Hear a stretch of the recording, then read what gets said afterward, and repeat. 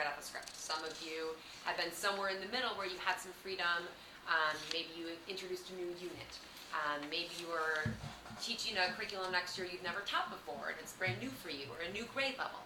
And what is great about working at Boston Collegiate is that we're going into our 17th year as a school, which means that we don't think anything needs to be created from scratch.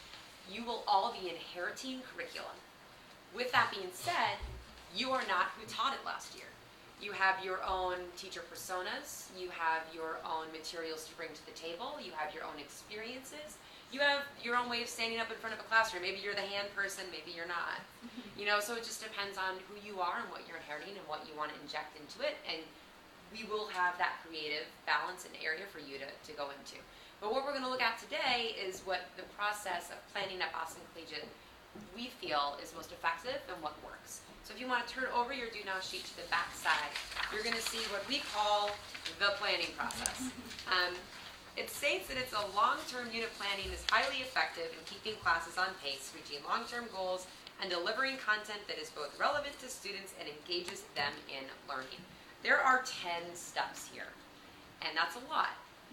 Today we're going to focus on steps 1 through 5, which gets you to what is sort of the day-to-day, I want them to learn this today. By the end of this day, I want them to be able to do this. And we'll go through each of those steps.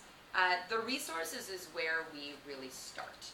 I'm going to show you some things now on the computer, and in a little bit you guys are going to just grab laptops and we're going to let you go for a while, and you can do some digging into where the curriculum is from this past year in your class, what you're inheriting, what's there for you, and so you're going to get some work time. But I did want to show you where the resources lie on the S drive. Were you able to look at the S drive at all yesterday? Great, okay. So I'm going to walk through it, and you guys are going to have time to do this as well, so we'll see that. But if you go to the S drive, which is our shared drive on the computer, and then go into the curriculum 2000, just the curriculum folder here, you're going to see 2 of them. This is all yours, but this one is our past. So if we go into that one, and then head into curriculum 2013-2014, you're going to see all of the various content areas that we have at Boston Collegiate. Now, when you go into your specific subject and your specific grade, you should find the following things: a course description, a final exam, a unit plan, which we are now calling our yearly overview, and or a scope and sequence, where the yearly overview is the first tab. I'll show you what that looks like in a minute. You're also perhaps going to see some form of lesson planning, either a calendar of aims, which are objectives, folders of units, etc. However, some teachers do keep the more detailed lesson plans in their department folder, so when you start scrounging around today, we can help you locate those. So let's take a look real fast here in one of our folders. Tyler, you're the lucky duck today. We're going to go into science and then go into 7th grade. So in the curriculum 13-14 folder, what Christine Scheffler, our previous 7th grade science teacher, has in there are exams from every single one of her units. She has her final exams. If you don't open that folder, you'd see a modified version, a comminated version, study materials. She also has her course description from last year, a science version of that course description. She also has her 7th grade scope and sequence. I think I saw Sam talking about scope and sequence when you guys were breaking down how you plan. And a daily aims there as well. So this is where your resources lie in terms of past things that have happened. If you go into, and again, you guys are going to get to do this in a little bit, but if you were to go into the curriculum 2014-15 folder, which is all by its lonesome over here, this is where you get to play and pick your materials from. However, if you were to go into 7th grade science, you'd notice that, oh gosh, there's nothing there, Tyler. Which happened yesterday. I bet it did. So the place that you're going to start building your specific documents lie in the curriculum and planning materials folder. If you go into here, you're going to get the outlines of all the various resources and lesson plans and yearly overviews and things that we use here. So that's where the resources lie. And we're going to get some time in a little bit to go over them. But I did want to show you one thing, and that is our yearly overview by week. And this is sort of the first document that you guys are going to be going over and into.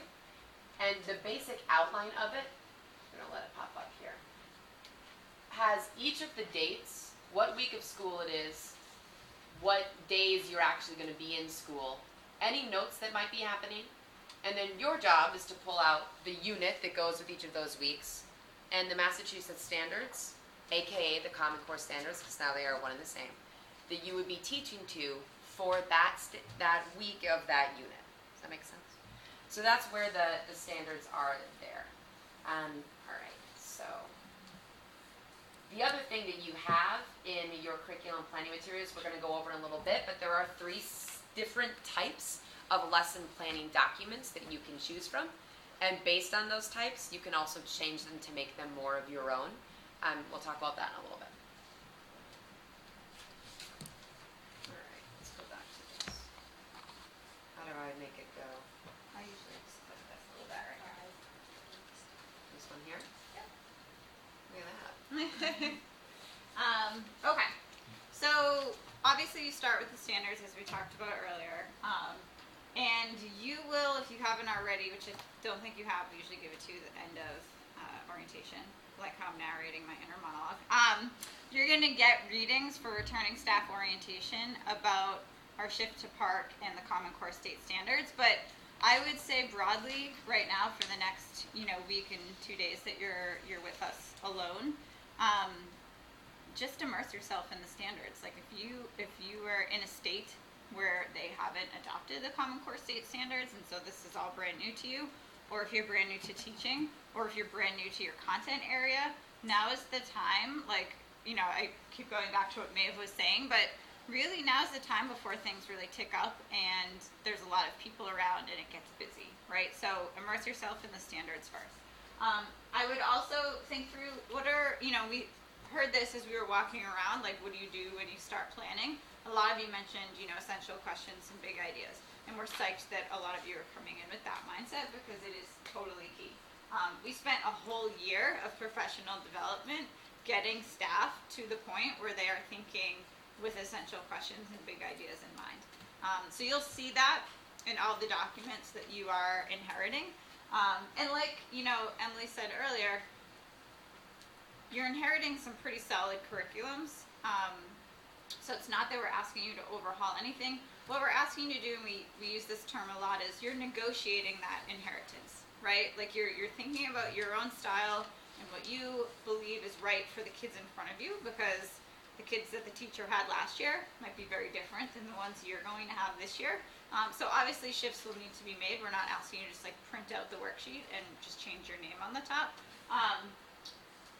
So the essential questions and the big ideas don't have to stay.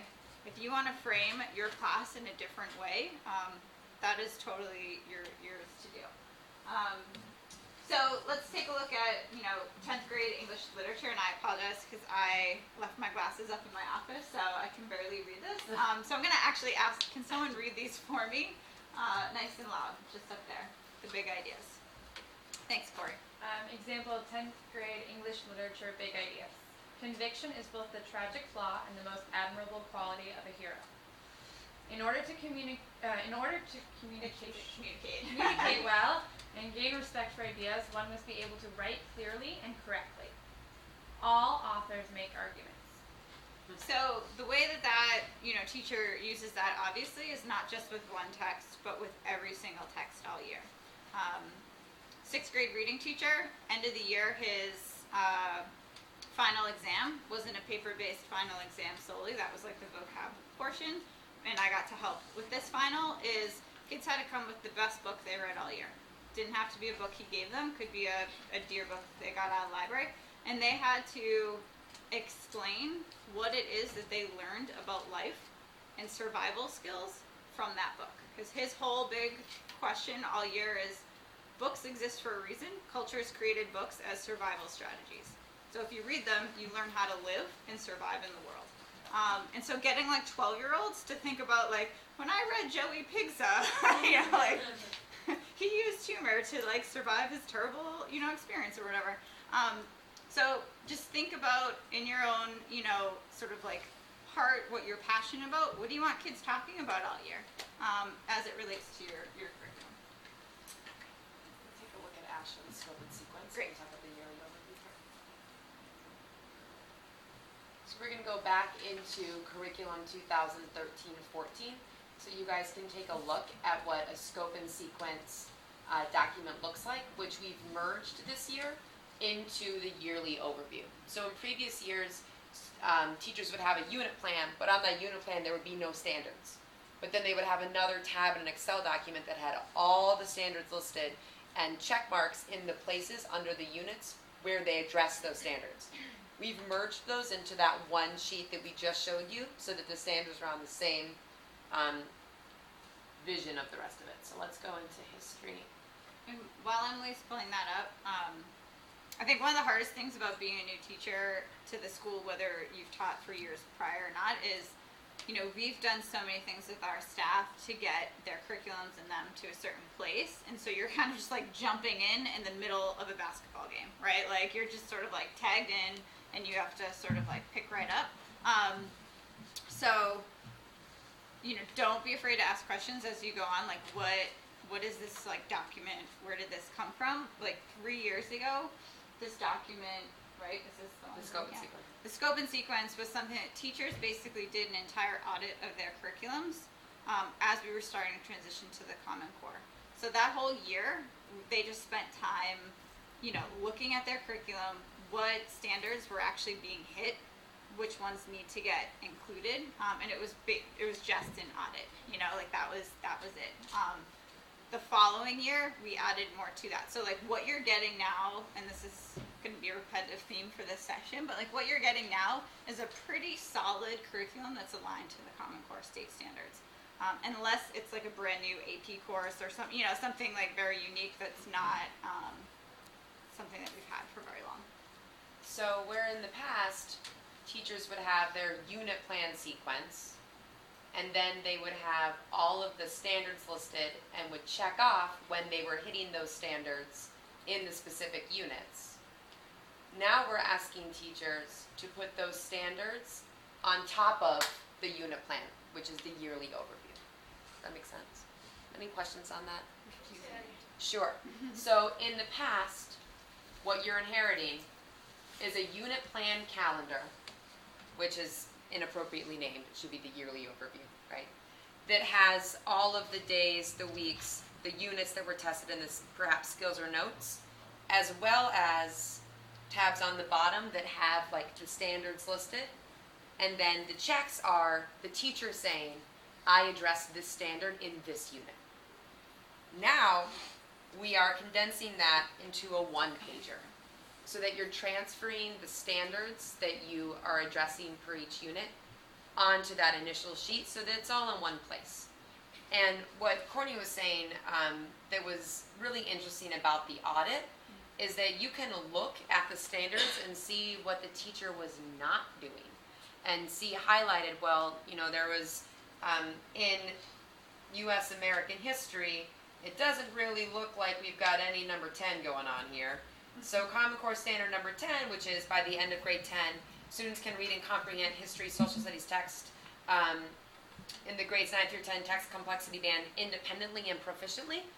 I'm not sure why she has decided that her class hadn't done that, but that might be something to look at with your director of instruction, with Megan, for humanities, or with Darren for math, science, art, STEAM, worlding. I would say too, and I apologize because we're like just downloading a ton of info, because what we want is for you to just quicker get on the laptops, and we'll walk you through it as you have it in front of you. But if there are any skeptics in the crowd, in order for someone to check off, like, yes, I've hit that standard, like, because let's be honest, you can be like, yeah, I hit that. Yeah, I hit that. They actually had to upload student work that showed evidence that students have mastered that standard, and that was part of the norming process that departments did that year. Was like, I think I'm hitting the standard. This is the student work that I'm producing that shows that I've hit this standard. Did I hit this standard? So that was like a messy process, and everyone was in it together. But typically, if you have that document and there are X's there, it's because that was normed and decided, yes, you've hit that standard. So I want to put that part out there. Okay, so now we're gonna give you some time, because we've talked a lot at you, and there's a lot of things I'm sure you wanna get into. So we're gonna give you more than we initially were going to. We're gonna give you about 20 minutes, 25 minutes to get onto a computer. There are some things that you should do. Number one, go into the curriculum 13, 14 folder to your subject, your grade level, and check out what's there. Maybe not everything is there, and we can point you to a department folder that might help you find some things. Also, you should open up the yearly overview document that is in the curriculum and planning documents folder of the 14-15 curriculum, and then rename it and save it as your own in your curriculum 14-15 folder, where, like we showed with Tyler's 7th grade science, there was nothing there yet. So go ahead and rename it. An example of how to rename it would be 5th grade writing yearly overview. So that document is safely housed in your folder for this year, and later today when you have all this work time, you can jump on and just start going. Okay? So laptops are up here. Yep, one more thing, I just know, particularly for the lower school, there's so many student support teachers who will be co-teaching. So I think the best use of time, actually, Lauren and Aya, you guys should just do 6th grade writing together. You can just poke through all the classes you're co-teaching, and then I would say if you're teaching a pull-out class, like you're teaching reading pull-out, you can either choose to look at what's there, or you can look at 5th or 6th grade curriculums and just poke through. So you have, autonomy in terms of that. I think for this week, anyone who's student support teaching a pull-out class, I would go ahead and when you're doing planning and stuff, just plan for pull-out, because that's the one that's not dependent on returning staff being here. Obviously, you want to wait for your co-teacher to make any shifts to those curriculums, with the exception of you, because you can just immerse. You have 4 different curriculums to learn, so God bless you, and have fun looking at them. All right, so feel free also to move around if you want to get closer to people who are going to be teaching the same things as you. So no renaming. Look at the resources, look at the scope and sequences, look at the yearly overview. That's all you need to be worried